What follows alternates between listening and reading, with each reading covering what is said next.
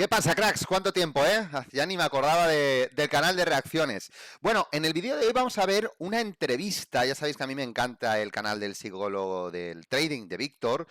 Hace entrevistas muy buenas, gente, de verdad. Para mí hace un aporte a la comunidad brutal todas las entrevistas. Me encanta ver diferentes puntos de vista de traders que operan distintas estrategias y distintos activos. Ahora, últimamente le he visto que le está dando mucha caña al tema de small caps. Ya sabéis que yo hace tiempo que vengo diciendo que me encantaría aprender el tema de small caps y la verdad que me está empezando sobre todo, lo primero, el canal de Víctor, aclarar mucho todo el tema de lo que son las small caps, porque la verdad no tenía ni idea, a partir de muchas entrevistas que ha hecho otros traders. Y a partir de esas entrevistas que cada trader va explicando, pues, qué es una small cap y cómo la opera, la estrategia que sigue, que gana, que pierde. Y la verdad que me gusta un montón. Pero bueno, en la entrevista de hoy, más que nada ha sido bastante clickbait, hay que decirlo por parte de Víctor. Aprendí Smart Money. Yo cuando he visto Smart Money digo, bueno, esto es lo mío, pues aquí podré opinar, ¿no? Aquí podré hacer una bonita reacción. Pero debo decir, atención, os hago spoiler. No es el Smart Money que conocemos de order blocks, ineficiencias y demás, sino en otro sentido. Y esta entrevista dura una hora, no vamos a estar aquí una hora, iré saltando, intentaré que esto quede en 10-15 minutos, no más, porque si no se alarga mucho. De todas formas, os voy a dejar al final en vídeos relacionados la entrevista que ha hecho Víctor, por si os apetece verla. Muy buena, por cierto, la recomiendo mucho, porque entrevista a John Economist. Me gusta mucho este tío, me gusta muchísimo. De hecho, yo ya me he apuntado para seguirlo, me he suscrito a su canal de YouTube. Me gusta mucho a raíz de esta entrevista que hace, una persona súper sensata a la hora de explicar las cosas. Aparte que lleva muchos años de experiencia y se le ve muy centrado en el tema del trading. Bueno, no me enrollo más, os he hecho un poquito de spoiler para qué es lo que vamos a ver. Y vamos con la entrevista, vamos a analizarla y yo voy a ir reaccionando. Por cierto, cada cosa que veáis que os apetezca comentar, me lo dejáis en la caja de comentarios y ya de paso, dejarme el like porque ya sabéis que hay gente muy tacaña hasta para dar un like. Vamos, gente. ¿Te parece? ¿Qué piensas de eso? Cada vez su saldo en Bitcoin es menor. ¿Qué quiere decir? Que los grandes poseedores, sobre todo grandes entes como BlackRock y compañía ETFs, puede llegar al punto que llegan a manipular muchísimo el precio de Bitcoin. Y lo que se conoce por Smart Money era el Price Action, o sea, ha tenido muchos nombres. Dices, hostia, es que ha ido hasta el PIB y ha vuelto. Y te fijas, son mínimos máximos diarios semanales. O sea, la forma de trabajar es muy similar. Lo único que la forma de Smart Money era el Price Action, o sea, tiene muchos nombres, pero para que entienda la gente, realmente lo que se busca aquí son rebalanceos de posiciones grandes. Y esas posiciones grandes siempre van a buscar mínimos máximos y por el camino dejan esas huellas que lo que dejan son ineficiencias por la falta de contrapartida que tarde o temprano van a cerrarlas. Hola traders, ¿qué tal? Me mola porque es más o menos la estrategia que yo sigo. Ir a buscar mínimos o máximos, ¿no? La liquidez, ya sabéis. Y luego una reacción, que es la confirmación que yo tengo, que por cierto lo tenéis en el curso de Smart Money gratuito de mi canal de YouTube, el principal, en donde yo busco ineficiencias, que el precio haga una reacción ineficiente cuando alcanzo a esos mínimos o máximos para yo poder ejecutar mi entrada. Bueno, lo tenéis todo en el canal, pero ya así, las primeras palabras me ha gustado mucho ya. Hoy os traigo una entrevista que tenía muchas ganas de grabar desde hace mucho tiempo, y es que la persona que viene a charlar hoy aquí con nosotros sabe mucho de mercados en general, sabe mucho de criptomonedas, que es alguien con quien tenía ganas de charlar de criptomonedas, de Bitcoin y de cómo ve el panorama actual de las cripto, y sabe mucho de Smart Money. Es alguien a quien creo que me habéis recomendado muchísimo para entender realmente lo que es el Smart Money. Y es que, como sabéis, llevo tiempo intentando traer perfiles que sean serios en el mundo de las criptomonedas. Es muy complejo encontrar a perfiles reales, serios, de personas que realmente entiendan cómo funciona el ecosistema cripto en redes sociales, y de ahí a que tengo el gusto de poder charlar y presentaros a John Economist, que seguramente muchos de vosotros lo conocéis. Yo ya lo he dicho más de una vez que casi todos los canales de criptomonedas están analizando con metodología del año 2000. O sea, figuras chartistas, dobles suelos, dobles techos, roturas de, de trend lines, medias móviles. O sea, todo lo que hacías cuando empezaste a aprender este mundo. Me estoy refiriendo sobre todo a los que me seguís, ya sois gente que tenéis mucha experiencia, operáis el Smart Money, ya tenéis muchos conocimientos, pero me vengo a referir a aquello que aprendes lo primero cuando empiezas el RSI, las medias móviles. Pues todo esto es lo que veo te podría decir, en el 90% de los canales de cripto que yo veo, es esto, y es verdad, ¿eh? veis por su excelente trabajo en su canal, en el cual, como veis, hace actualidad, sube cada día actualizaciones de las noticias más importantes del mundo cripto y de los mercados en general, así que os recomiendo que lo sigáis. Y os aconsejo que os toméis un buen café, un té, que descanséis, que os relajéis, escuchéis todo lo que nos tiene que decir John, especialmente porque las preguntas que le hago sobre cómo aprendió Smart Money de verdad, antes de que se pusiese ese nombre, directamente de mesas de negociación profesional, de trading. También le pregunto sobre cómo ve el Bitcoin y si realmente piensa que su futuro es alcista, qué piensa del mundo cripto, de cómo están las redes sociales alrededor del trading. Hablamos un poco de small caps y de cuáles son los entornos de trading donde se puede hacer más dinero, cómo operar Forex. Mola. De verdad, es una conversación sobre trading que me parece espectacular Sí, y en la que es muy aprenderéis buena, yo ya la he muchísimo, visto. de verdad. Pero antes de ella, traders, dejadme recordaros que Binance está lanzando su nuevo Megadrop, el Megadrop de lista, que básicamente, para quien no sepa lo que es un Megadrop, Pasamos se el trata spam, de Víctor, un lo acceso siento. prioritario, Hoy no. por así decirlo, durante un periodo de tiempo a un nuevo proyecto, en este caso al protocolo lista. Ah, Víctor, el placer es mío. Ya digo, nos conocimos hace un año en persona Sí. en un evento aquí cerca donde vivimos los dos. Y desde aquel entonces, de hecho, yo ya te conocía antes de que yo empezara a ser creador de contenido, entre comillas, Qué bueno. y ya te seguía el canal por tu buen trabajo y tu buen hacer. Y aquel día, pues nada, simplemente quería charlar contigo, intercambiar opiniones y darte mis felicitaciones por lo que hacías.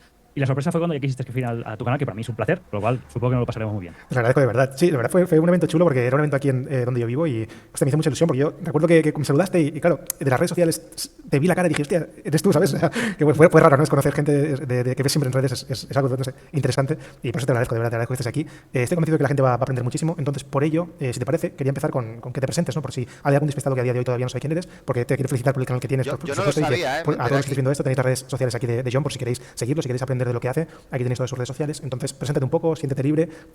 ¿Quién eres? Vale, pues un adelanto un poco largo porque tengo ya 40 años y soy quizás un poco perro viejo o no, depende cómo. Pero bueno, yo empecé en el año 2000, tenía Yo también los tengo. Nada de perros viejos, ¿eh? Somos perros con experiencia. 16 años, entonces en aquella época estaba estudiando informática y estaba trabajando en servicios técnicos de informática, pero siempre me había gustado la economía, pero es cierto que en aquella épocas pues no había el acceso que hay hoy, no existían las redes, ni YouTube, ni nada, entonces era aquello como era muy lejano, tenías la idea de que era algo muy prohibitivo, que si no tenías realmente la carrera, los másteres, o estabas en empresas, pues era muy difícil.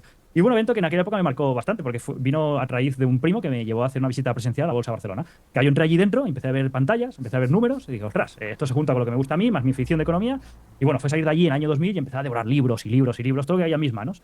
Y me acuerdo que tenía 16 años y para los 18 años, ya en 2002, es cuando empecé a abrir mis primeras cuentas reales, empecé a operar el IBEX 35, lo que había ahí, futuros. Me acuerdo que yo en aquella época no había nada para aprender. Entonces yo aprendía, pues me acuerdo, escuchando Radio Intereconomía, ponía al experto, ponía la señora María llama para que analice las acciones del Santander. Ponía pausa, la analizaba yo, ponía play y me comparaba con el experto para ver si más o menos la cosa iba por buen camino.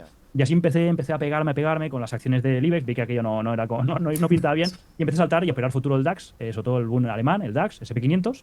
Y allí fue cuando me di cuenta realmente que esto es difícil. Esto es difícil, que te digan que en 2 o 3 semanas, en un mes, en 3 meses, en un año sea rentable, es muy complicado. Entonces llegó el punto y dice, bueno, yo no puedo vivir solo del trading porque no era muy difícil. Entonces dice, bueno, intentar empezar a compaginarlo entre un trabajo más estable y el trading. Y a base de irlo compaginando con los años y pegándome, empecé también a tocar divisas y empezó poco a poco a salir los números, costar mucho a salir los números. Y eso, pues poco a poco me fue llevando a estudiar más economía, a sacarme titulación de asesor financiero, a empezar a especializarme más en. Qué historia, ¿eh? ¿Vosotros cómo empezasteis en el trading? Esto pensar que lo está explicando desde el año 2000. Yo creo que no debía existir MetaTrader. Yo fui bastantes años después que empecé con el trading. Dejadme en los comentarios, ¿cómo empezasteis? ¿Qué empezasteis? ¿Con un anuncio de Enrique Morís? ¿Algún amigo que lo estabais viendo? ¿Lo escuchasteis algún día por la televisión, en YouTube? Dejadme en los comentarios cómo aprendisteis vosotros y un poquito también dejarme en los comentarios qué palos os habéis llevado hasta llegar al punto en que estáis, ¿no? Ciertos activos, a que me gustara mucho más lo que estaba haciendo. Paso un poquito Y la para aparición adelante. realmente es la forma de trabajarlo, según tu interés, según tu gestión. No sé, quizás la forma esa ha sido lo que más dejo nada abierto. Cosa que en divisas sí que realizo una operativa muy agresiva de corto plazo, sobre todo trabajo el rango asiático, la sesión de Londres, pero sí que tengo opciones a abrir diferentes gestiones, si la operativa lo permite, de poder aguantarlas ciertos días. Esto me vino de cuando estuve trabajando ya muchos años atrás en la gestión de riesgo de mesas de trading, y ahí me di cuenta, porque trabajaba para una empresa que gestionaba posiciones de navieras, de empresas grandes, que se dedicaban a hacer cambios de moneda por su negocio intrínseco, de que cobraban una divisa y lo cambiaban para otra. Y ahí me fijaba cómo realizaban esas operaciones. Y ahí me empecé a fijar cómo la gestión de riesgo era totalmente distinta a los retails. Ahí no usaban stop loss, sino que utilizaban coberturas, no abrían posiciones de golpe, sino que las construían, muy similar a lo que se hace en small caps. Por lo cual empecé en aquel 2012, o sí, 2010-2012, a recibir inputs que me desmontaban toda aquella creencia que había estudiado yo en libros de análisis técnico clásicos, de stop loss clásico, de entras en esta posición, sales en esta. Me están desmontando un poco toda la forma de trabajar. Entonces, a partir de ahí empecé a confeccionar mi forma, que es la que opero hoy en día en Londres, que voy construyendo posiciones, pero no tengo una gestión de riesgo típica, como se podría decir con stop loss, sino que utilizo mucho las coberturas con posiciones contrarias, que se puede hacer mucho en Forex, y a la vez no utilizo stop loss colocados, sino que tengo líneas rojo y según ahí voy deshaciendo posiciones. Me fijo mucho en máximos y mínimos diarios, máximos y mínimos semanales, que es como trabajaban esas grandes empresas, por eso vemos ciertos momentos. Es que los previous day low, previous day high, previous week high, previous week low. Me mola, me gusta mucho, Ciertos giros en ciertos puntos. Y es porque esa gente realmente, su forma de encarar los mercados no es especulativa, sino es por necesidad, por la forma de trabajar. Y por el volumen que mueven, es realmente cuando vemos ciertos movimientos. No, es que es el algoritmo, es que ha ido por mi stop loss. No, es que hay ciertas zonas donde esta gente realiza esas posiciones, esos rolos de posición, o esas entradas y coberturas, no por el simple hecho de ir a por tu SL, sino porque están buscando cierres de días pendientes y siempre se realizan en máximos y mínimos. Entonces, veo dos formas de trabajar muy distintas, tanto la mía por la mañana como por la tarde small caps. Por la tarde small caps, dentro de esta fase de aprendizaje, estoy intentando hacer mucha construcción de posición, deshaciendo posiciones, yendo mucho más agresiva por pocos céntimos y siempre cerrando posiciones en el mismo día. O sea, lo otro es más, me recuerda mucho las small caps a mi época de jugador de póker, que es mucho más buscar esa ineficiencia, porque estás realmente jugando en un entorno más de retail, más de uno contra uno, más de intentar detectar el movimiento, el sesgo del mercado, hacia cómo están manipulando ese día, en unos activos donde en principio los grandes tienen una barrera de entrada que en principio no deberían entrar, a la otra parte donde dejo un poco más satisfecha mi curiosidad siempre de macro y entonces intento plasmar toda aquella noticia que he hecho en el premarket de cómo está el euro, cómo vienen las reuniones me invento, las elecciones del domingo en Europa, cómo puede afectar esto al euro. Después de esta afectación ya tengo un sesgo donde me decanto más alcista-bajista y a partir de ahí detecto estos puntos de liquidez máximos mínimos que es donde trabajan estas mesas de trading y a partir de ahí desenvolupo o intento marcar el escenario que va a ir ese día. O sea, son dos formas muy distintas. De hecho, desenvolupo. Esto es muy catalán, ¿eh? Desenvolupo. Se complementan partes de alguna gestión una con otra, pero es que no tienen nada que ver cuando las mollas un poco con la lupa. No tiene. Total. O sea, qué interesante me parece esto porque has hecho cosas que intento trabajar mucho en el canal y es que supongo que piensas lo mismo que yo, pero si no me contradices y estaré encantado de ello. Pero qué importante es saber en qué tipo de operativa hacer en cada mercado, ¿sabes? Porque mucha gente, por ejemplo, digamos que aprende una operativa y la quiere aplicar sí o sí en cualquiera de los mercados porque se supone que es trasladable a cualquiera de ellos. Y no es verdad, porque no es lo mismo operar Forex, como tú bien dices, ¿no? Con las divisas y cómo implica eso la macro y cómo implica los fundamentales y qué tipo de operativas puedes llegar a realizar ahí que las que puedes hacer en small caps. Eso me parece súper interesante porque si no haces bien ese análisis contextual, te puedes encontrar en que estás aplicando una operativa que es ganadora en un mercado que no te va a dar beneficios para esa misma operativa. ¿Sabes? ¿Crees lo mismo? Totalmente correcto y aparte adaptarlo al perfil. Justo antes lo comentamos fuera de cámaras. Yo donde he encontrado más traders rentables es en small caps, pero de lejos. ¿El por qué? Hostia. Porque quizás... Es que esto me hace replantearme muchas cosas, ¿eh? Replantearme no, pero... ¿Sabes qué pasa? Que cuando ya consigues que una cosa se te dé bien y lo estás haciendo bien y tal, y meterte en otro embolado y volver a pasar por lo mismo, no, bueno, al final yo creo que tienes que pasar por lo mismo, ¿no? Porque es otro sector totalmente distinto, lo está diciendo él, ¿no? Y realmente lo está firmando o lo va a firmar ahora, ¿no? Que tener que meterte... O sea, yo quería ir ahora a aprender las small caps, cuando ya todo lo que he aprendido en Forex, índices, el oro, el petróleo, todo. Y no es deshacerlo, sino... Lo que él hace para mí es dificilísimo. Operar por la mañana en Londres un tipo de activos y por la tarde las small caps. Para mí esto es... O sea, es un cambio de chip brutal, ¿no? A mí me sería muy complicado. Pero no sé, lo de las small caps, no sé qué decís vosotros. O sea, una vez habéis aprendido ya todo esto, se os da bien, estáis haciendo dinero, ¿os liaríais la manta a la cabeza a aprender otra cosa más? ¿Vosotros qué haríais? Dejadmelo en comentarios. Hay un espectro tan amplio de activos distintos en una franja de activos donde no se debería meter tanto los grandes y todos ellos con estrategias distintas, adaptadas a su forma de ser, a la forma con la que se sienten cómodos. Hay gente que aguanta posiciones, hay gente que es más agresiva, hay gente que construye posición, hay gente que entra y sale. Y el otro día había unos traders, bueno, el otro día hace tiempo, unos traders americanos que van a cazar los céntimos con volatilidad y solo operan la primera media hora de apertura, que es cuando más loco está el mercado. Hay centenares de tipos de operativa, pero ¿qué importancia tiene según el tiempo que estés expuesto al mercado? Cada vez afecta más la variable macro o afecta menos. Yo en este aspecto, para hacer símiles, para hacerlo más similar con el póker, en el póker tú puedes empezar jugando lo que se llama el juego óptimo, que es el juego donde en teoría eres inexplotable. Es el juego donde teóricamente juegas perfecto. A partir de ahí tú ves al rival que tienes delante. En este caso sería los inputs, las variables que te llegan del mercado. Y te llegan, y según las variables que te llegan, tú te vas desbalanceando para hacerte explotador. Es decir, vale, esa persona, me invento, es más conservadora, o es más agresiva. El mercado viene así, viene allá. Entonces te vas desbalanceando hacia una tendencia corta, larga, una gestión más agresiva, menos agresiva. La vas adaptando según esas variables. Claro. Entonces, lo que era un juego óptimo perfecto, el típico sistema ABC, tienes que amoldarlo según los inputs que te van llegando del mercado. Por eso es lo que hago yo, sobre todo mucho por las mañanas, que también se puede hacer mucho en small caps. Habrán ciertos días por cómo está la volatilidad del mercado, por qué eventos tiene ese día el mercado posterior, por cómo está. Por mucho, tienes que ir adaptando. Y todo sistema cerrado, es verdad que Llegar a esta adquisición de esta habilidad requiere una experiencia y unas horas de vuelo dentro de los mercados brutal, porque el poder... Yo, por ejemplo, no lo hago, no me adapto tanto a tan corto plazo. Es decir, yo tengo un punto de entrada, mi stop loss, mi take profit y se acabó. No me voy adaptando según lo que entra o no. ¿Sabes lo que te quiero decir? Hostia, esto requiere muchísima habilidad y muchísima experiencia, al loro, Esto cuesta mucho de aprender y sobre todo de transmitir, si quieres enseñar a alguien este tipo de operativa. están los sistemas más cuantitativos, tal, que tienen también sus cortafuegos, pero en lo que es más discrecional, que es lo que me ciño yo más a mí, es ir adaptando constantemente. O sea, el mismo sistema puede ir mutando según lo que te va llegando. Yo creo que ahí está un poco, no el secreto, pero sí el poderte ir adaptando a lo que te va llegando del mercado para llegar a ser un poco competitivo y poder sacar mejores números. Pero sí que es tal cual lo comentas tú, es irse adaptando conforme las variables que te van llegando. Qué bueno, tío, qué bueno. Además, esto que mencionas del tema del póker, mucha gente, yo en el canal lo he tratado algunas veces y la gente a veces se lo toma como, asocian el póker con actividad de casino, ¿no? En lugar de entenderlo como de esperanza matemática, de probabilidades y de gestión. Y como tú bien dices, seguramente las habilidades que pudiste extraer de esa etapa en el póker son totalmente trasladables al trading, porque la gestión de capital, el cálculo de probabilidades, la adaptabilidad a nuevos entornos, eso son habilidades increíbles que se pueden aplicar en el trading y que estoy convencido que te han ido súper bien. Y me gustaría que la gente... Yo en mis viajes conocí a un chico que es jugador de póker profesional, pero no me refiero a un jugador de póker que se sienta en una mesa de estas que se juegan 100.000 euros, sino póker online, igual está jugando 10 o 15 manos al mismo tiempo. Y claro, al final del día, cuando acaba su jornada de jugar a póker, pues él recoge, pues en esta mesa ha ganado, en esta ha perdido, en esta ha ganado, y al final es una gestión de riesgo, ¿vale? Y es muy metódico, o sea, es decir, no es que haya una estrategia, sino es lo que están diciendo, que se puede comparar perfectamente muchas veces el tema del trading con el póker. No es la primera vez que escucho las comparaciones del trading con el póker en este canal, y yo creo que se puede, para intentar transmitir, que se pueda entender quizá a un público que no está tan familiarizado con el trading, que se pueda llegar a transmitir pues estas similitudes, me parece una buena analogía. La gente entendiese eso, que es una cuestión de probabilidad, ¿no? De esperanza matemática.